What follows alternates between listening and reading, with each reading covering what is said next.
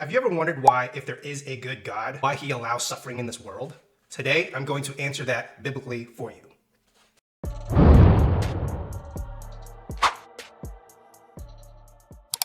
Listen, we know we lived in a messed up world. There's pain everywhere. Politics, economy, person-to-person relationships. There's a lot of hurt going around. And I understand the heart behind the question. If God is so perfect, why did he create such a broken world? But through that, there's a misunderstanding in which we need to cover right now. In Genesis 3, this is during the fall. The fall is an event known worldwide as when Adam and Eve disobeyed God and ate the forbidden fruit. Here, Eve is being tempted by the serpent, who's Satan, saying, "You can be like God if you eat the fruit of the tree." I'll start in verse 4.5. "You will not surely perish, for God knows that when you eat of it, your eyes will be opened, and you will be like God, knowing good and evil. So when the woman saw that the tree was good for food, and that it was a delight to the eyes, and that the tree was to be desired to make one wise, she took of its fruit and ate. She also gave some to her husband who was with her, and he ate. Then the eyes of both were opened." The reason why there's so much suffering in this world is because every single person thinks that they are God. Does not everyone in our culture think that we know what's right and wrong, and we get mad at people who are doing the things that we don't think is right? Does not every American think they have an opinion on how to fix this country? And there's many different opinions that then lead to people being nasty to each other because they can't accept the fact that others can have different opinions. That is rooted in pride. It's us wanting to be our own gods, our own moral authorities. And so the number one reason why we suffer is because when we exercise our freedoms and what we think is right, we try to push that on other people, or we demonize other people because their opinions are different than us, we cause suffering. When we treat people whose skin color is different than us as if they're less than or they're criminals, we hurt an entire group of people because we rob them of the dignity and respect that God installed on us when we were created. When we look down on people because they're less fortunate economically or maybe less educated, or they side with a certain sports team or political party, we devalue their inherent dignity and respect that God gave them. When we use people that we just met at a club or a bar or their bodies, and we whisper sweet nothings into their ears and make false promises we have no intention of keeping, to just use them up like a drug and discard them after, we reduce their value and worth that God gave them.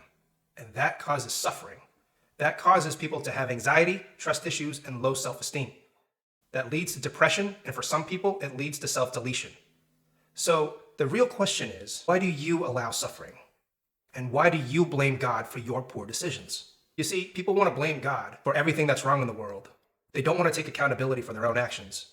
And that's why God allows you to suffer. It is just punishment for your own poor choices. Let's read on in Genesis 3. So God is now speaking to the serpent, Adam, and Eve, and he's doling out punishments, right? He's saying, "Because you have done this, cursed are you above all livestock and above all beasts of the field. On your belly you shall go, and dust you shall eat all the days of your life. I will put enmity between you and the woman, and between your offspring and her offspring. He shall bruise your head, and you shall bruise his heel." He's saying that to the serpent, to Satan. Who is the he we're talking about here? The offspring is Jesus. "He shall bruise your head," which is Jesus defeating death on the cross, "and you shall bruise his heel," which is Jesus being on the cross. To the woman, he said, "I will surely multiply your pain in childbearing. In pain you shall bring forth children. Your desire shall be for your husband, and he shall rule over you." And to Adam he said, "Because you have listened to the voice of your wife and have eaten of the tree of which I commanded you, you shall not eat of it. Cursed is the ground because of you. In pain you shall eat of it all the days of your life. Thorns and thistles it shall bring forth for you, and you shall eat the plants of the field. By the sweat of your face you shall eat bread till you return to the ground. For out of it you were taken, for you are dust, and to dust you shall return." Now we get into the story of Cain and Abel. Cain and Abel are Adam and Eve's sons. They both gave offering and tribute to God. God had favor on Abel's gift, did not have favor on Cain's gift. And what did Cain do? He got jealous. Do we not in our society hate people who we perceive are better than us? And some of us try to take them down instead of leveling up? It's everywhere in American society. So what does Cain do? He invites Abel out into the field. They play the first ever game of Super Smash Brothers, and now Abel is no more. And the Lord is saying, "What have you done? The voice of your brothers," call it life source, "is crying out to me from the ground. And now you are pursed from the ground, which has opened its mouth to receive your brother's life force from your hand. When you work the ground, it shall no longer yield you its strength. You shall be a fugitive and a wanderer on the earth." Cain said to the Lord, "My punishment is greater than I can bear." If you commit crimes, let's say you unalive somebody, and they catch you, you will bear the consequences of your decisions. You can't point the finger at God and say, "Why didn't you prevent this? You are supposed to be a good God. Because you didn't, you are not good in my eyes." You are the one who did it, and you are the one who has to bear the consequences for your sins. God came and he told Moses to tell us to not lie to one another, not unalive one another, do not steal from one another, do not compare ourselves to each other and want all the things that we all have, do not want each other's spouses, don't cheat on each other. These are all ways that he wants us to love each other. And we choose not to believe in him, we choose not to follow him, and then we blame him for our poor decisions. That's how this world works. So it is an unfair question to ask, why does God allow suffering in this world? He is a good God in the sense that he came here, suffered by our hands, was unalived on a tree in substitution for our sins so that those who come to him in faith and follow him the rest of their lives can be saved. He's good enough to come into our mess and try to save us. The Christian life is simple. You're called to do two things. Love God with all of your heart, soul, strength, and mind. Love others as you love yourself. The loving others part cannot be done without the first part, which is to love God with all your heart, soul, strength, and mind. Because in order to love people who think that they are God and who act in ways that hurt other people, you can only do that through supernatural forgiveness.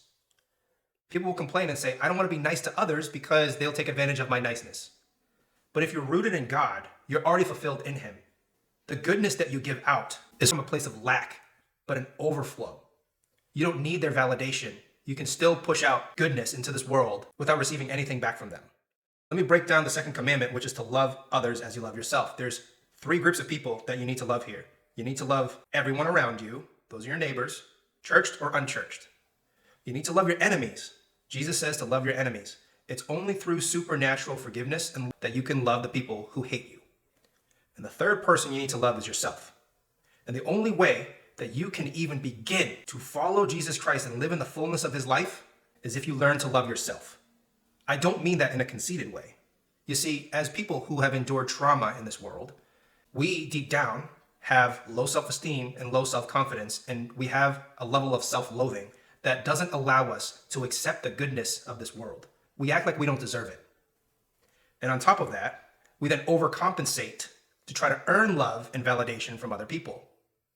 When I was a natural bodybuilder, I did my first competition and I saw so many great looking people backstage. When I talked to them and I complimented them, they were the most insecure people I had ever met. They looked like Greek gods, but the body dysmorphia is real. And that's when I realized that it was all vanity. When you can love yourself and accept true goodness in your life, instead of relying on other people to make you feel, you can then accept the goodness of God in your life. And when the goodness of God in your life is all that you need, then you can push out that goodness to other people, give them grace when they hurt you, and help them see the goodness of God and teach them the lessons that you learned. This world is broken, and there's proof this world is broken. But God, being a good, loving Father, came here, took the punishment outlined in the Old Testament on himself, in your place, to possibly save you. Do you choose to follow him and love him with all your heart, soul, strength, and mind, or not? That is the question. If you do, then he says, these are house rules. Follow them. If you choose not to, then you are still contributing to the suffering of this world under the Christian name, in which you violate the second commandment, which is do not take my name in vain. And he will not forgive people who take his name in vain. If people in this world followed Jesus Christ and obeyed him, and the number of people reaches a critical mass on this planet, the amount of suffering would drastically decrease. But we don't live in that world. We live in a world where the forces of evil have corrupted some people's minds and then spread nothing but pain and anguish amongst others. And they whisper doubts into your head and want to make you feel small and dumb and unworthy. And I'm trying to tell you that the gospel here is wanting to shred those lies to pieces, restore you back to a God who says, I love you. You have validation in me. Now go and spread that love to other people. Do you believe that? Do you follow that? If you don't, you're still part of the problem. You're part of other people's suffering. If you do, then you got some work to do to be made new in God's image so that you can spread goodness out there. So to summarize, stop blaming God for your problems. Make better decisions in your life.